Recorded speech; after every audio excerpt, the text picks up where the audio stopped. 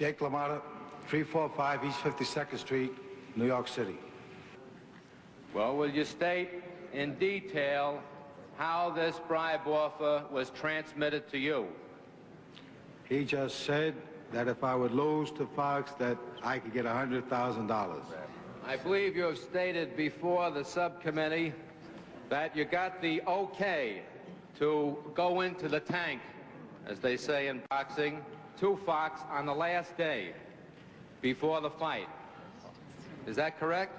Yes. He confirmed what everyone had always suspected. West Coast probe resulted in the indictment of Carbo. The committee's chief examiner concluded that boxing's descent into extortion and bribery could be blamed on one thing. And that is that during the period from 1947 through 1960, racketeers and underworld figures dominated and controlled the so-called sport of professional boxing. The committee was after two notorious gangsters, Blinky Palermo and Frank Carbo.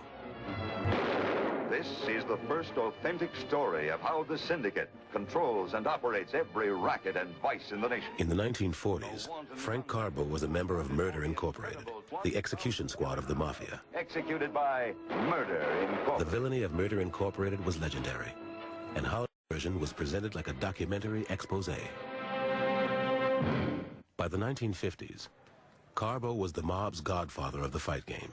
His most famous property was the former armed robber, now rising heavyweight star, Sonny Liston. Legally, managers can take a third of a fighter's purse. But throughout Liston's career and reign as a heavyweight champion, he was forced to pay 50% of his earnings to Frank Carbo. In the wake of the Kefauver Commission, Blinky Palermo and Frank Carbo were successfully prosecuted. In 1961, Palermo was sentenced to 15 years and Carbo 25 years for conspiracy and extortion. Hello, everybody. I'm Steve Ellis, reporting from ringside in the big fight on the big night. Mob dominance of boxing had waned by 1965, when the mob's man, Sonny Liston, lost to a 22-year-old Cassius Clay by the so-called Phantom Punch. It was one of the most controversial upsets in boxing history. In a sport that was so corrupt, one authority stood out. Ring Magazine, the boxing Bible since the 1930s. But by the 1970s, it too would become mired in scandal. Ring Magazine was a very respected organization, and the ring ratings were given a great deal of respect within the boxing industry.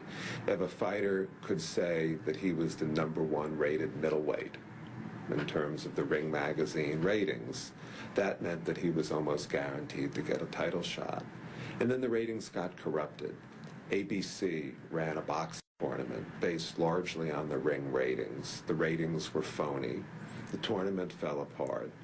And in the aftermath of that, the TV networks had to look someplace else for ratings. The answer was sanctioning bodies, private organizations that rated fighters and approved title fights for a fee. After the Ring Magazine rating scandal, they controlled the title fights. Over the next 30 years, some 16 of these bodies would spring up, all with official-sounding acronyms, and the number of world titles exploded. TV likes to advertise fights as a championship fight. If you can put in your advertisement in the newspaper, Fighter A versus Fighter B for the IBF, the WBA, the WBO, the IBC middleweight championship, to the average fan who doesn't know a whole lot about boxing, that has a much broader appeal. And so the more championship organizations you have, the more championships they are. One promoter became a master at making money from the new reality in boxing. The same man who had promoted the ABC televised fights based on alleged phony ratings, a convicted killer named Don King.